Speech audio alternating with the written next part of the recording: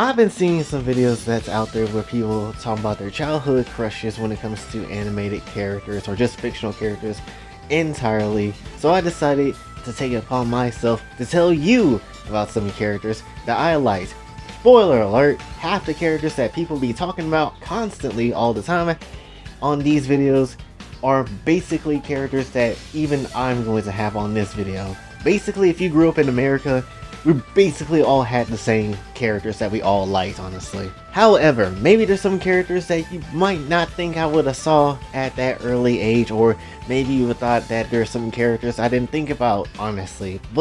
Or maybe had that much of an impact on me, because there has been some characters that has been that. There's been some characters that has made an impact, or shocked me, or a third thing. I can't think of what. But anyway, we're just gonna go ahead and get into it and just let it go. Sorry, so the first one that obviously had a big impact on me, well, I would say lolly-wise, would be Pan from Dragon Ball GT. Now, she's like literally the one that has like the best ass in jeans. Let's not even hold you, or let's not even cap or lie here. She is literally the founder, one of the founders of the lolly asses, honestly. That is like the dump truck variety that you honestly can have. Like, she is one of the very few founders that I remember. Now, back in my old days of imagination, I used to always believe that me and Pan would be like cousins or something, but to be honest, we're gonna be keep clapping cheeks, and maybe we shouldn't though. Sasami from Tenchi Muyo. Now, I would argue that there's like a few characters in the show from my childhood that were crushes in a way, because I liked Ryoko and I liked Washu at the time. I still do like them. I didn't like Ayaka at much, you know, back then, because I thought she was just whiny and annoying. But now I like Ayaka now, honestly. But back then I couldn't stand her ass. But Ryoko, Washu, and Sasami were like the ones for me. But over time, I think I grew to like Sasami a lot more, right? Don't get me wrong, Washu and Ryoko is pretty damn good, right? I still like those characters, and I still would do anything for those characters. But when it comes down to things, I just like Sasami a little bit more. Even when she went into, you know, even when she went to Tenchi Muyo, honestly, with her looking, you know, older and looking like this, I'd still clap. No excuse. There will be no excuse not to clap. So honestly, if we're gonna put like a lolly ass harem, she's gotta be there. As I said before, she can make some fire ass food, know what she's doing around the house and doing all the house cleanup and stuff like that. I'm down for that. Now, it's no surprise that people like Raven. I like Raven. Obviously, I've been thinking about Raven a lot recently.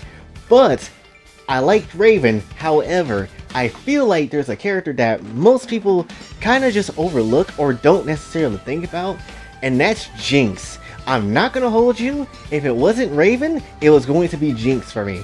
Most likely. Now, don't get me wrong. Teen Titans actually has quite a few fine ass characters, honestly. Like Blackfire was fine, and I absolutely loved the shit out of Blackfire. Then you also had Argent, even though she was only in one episode, but I still liked her because she was fine as hell. Why not? So, you know, I had a thing for Argent as well. But Jinx, I think, outclassed everybody outside of Raven and Starfire though, right? So that's kind of how I feel, because I don't even see anybody talk about Jinx, honestly. So, oh, Raven got a thick goth booty, I so need that. Oh, who's this character? I don't know anything about Jinx. Well, yes, I need the Raven ass. Like, boy, calm down. Like, Jinx ain't that fine. Cap. I don't care if she creates bad luck. I don't care if you're gonna go ahead and get, I don't know, some tax dollars stolen from you or something like that because of bad luck. Doesn't matter. I'm clapping Jinx's ass. It is what it is. But point is, obviously, Raven is like the top pick. Regardless, obviously people have talked about Raven, so that's why I'm not really including a lot about her. But yes, would definitely like to clap over and over and over and over again. Jade Chan, absolutely. To be honest with you, I actually like the older version of Jade before I liked the lolly version of her back then. I won't lie to you. I was actually on the more, you know, looking for that future version of Jade than I was actually looking for the regular version. Don't get me wrong, regular version of Jade was fine, but I like the older version though. Future Jade was hidden. But when it comes down to things, Jackie Chan Adventures always has been like a show from my past I always liked.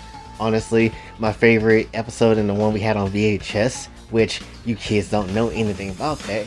But when it comes down to things, I really liked the episode when they had the talisman that kind of split in half, and then you had the dark Jackie, and then you had the light Jackie, and then, you know, they had to fight the whole dragon at the end, which that was the episode I had on VHS and whatever, and that was such a good ass VHS. I'm not gonna necessarily hold you, but yes. And also, you might not necessarily know this, but Jackie Chan is also my favorite actor of all time. I don't want to hear it. Yes, I know he has a lot of things that I don't necessarily agree with. He does, you know, certain things related to China in some way that I don't necessarily agree with, but still, with his movies and all that, he's still like my favorite actor of all time. It is what it is. And obviously, you know, Jade being there too, you know, there's nothing wrong with that. I'm glad people that actually watch Jackie Chan Adventures and Jade is somewhat still, you know, being made art of. Not much, but she's still out there getting art made of her. So I'm happy that at least people don't forget about her. Gwen from Ben 10. Now I'll be completely honest with you, I didn't watch a lot of Ben 10, but I always thought that Gwen was the type of girl that'd be like, you know, getting pissed off a lot, which she does, and essentially, if you don't talk to her for a while, she'll drag your ass into that caravan or RV and whatever, and just basically bang you until she's done. I feel like that's the type of woman Gwen is. But point is, obviously, Lolly Gwen is best Gwen. There's no discussion, no debate. It is what it is. Then I also want to add in the Gwen from Total Drama Island, because yes, she was also fine as well. There is no necessary reason to, you know, not say she's fine. Yes, the art style may not necessarily be that good, but she was the only thing that made the art style look good, honestly. So if we're gonna be honest, both Gwens were pretty banging, I'm not gonna lie. Now when I got into middle school, I ain't gonna necessarily lie to you, and for a long period of time, I didn't care for Avatar. I thought Avatar was stupid. I didn't care for it. I thought it might be some lame shit. I thought everything about it was just whack, honestly. But then I saw the bloodbending episode, and that was the first episode I ever watched of Avatar with the Airbender. And I ain't gonna lie, I was hooked ever since. And when the beach episode, when it came down to, you know, Azula and them, that was also fire. And you know who I liked out the entirety of Avatar when it comes down to things of the first series?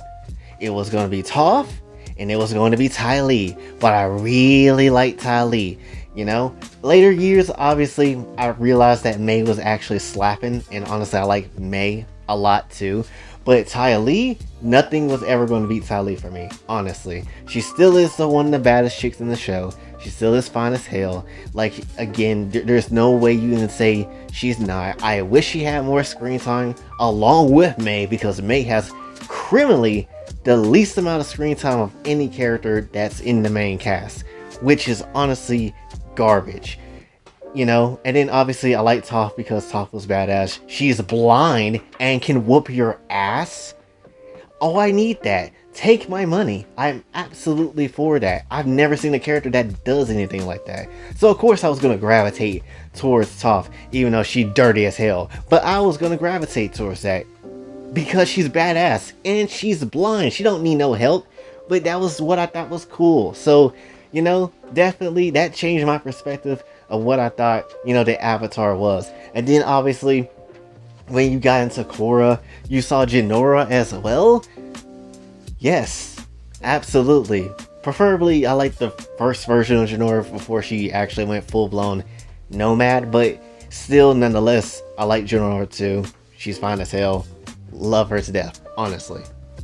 Now, this character is going to get a bit of a weird look because I suppose this one was a bit different from all the others because they were played by a real person. And to be honest, I only liked the show because at the time, she, as a kid, she was cute.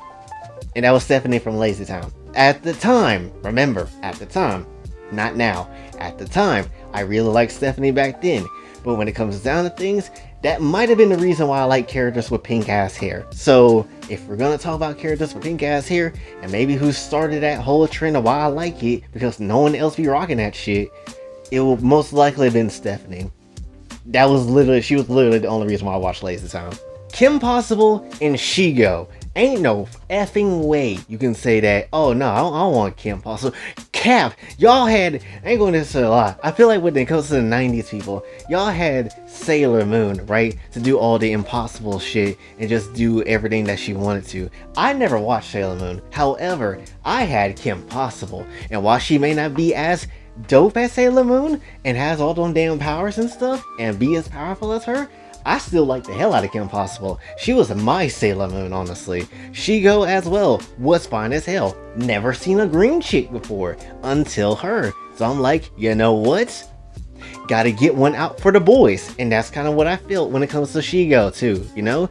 Especially the episode where Kim was just going off and actually was outclassing Shigo because of, I think, of a raid that Kim got hit with.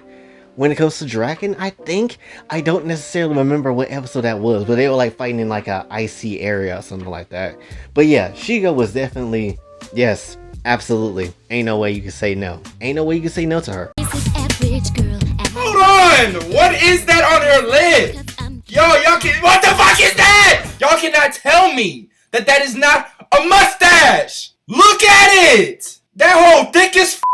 She got the damn Ron Swanson. Yo, and you know that they wanted this to look like a mustache. If you look hard enough, she's grinning.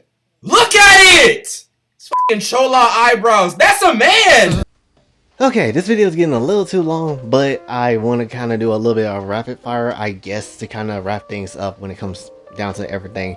We made a Yu-Gi-Oh video recently, and I already told you some of the characters I really like, but the characters from the childhood, I would say, is Akiza, Tori Meadows, and Rio Castle. Ain't no surprise there.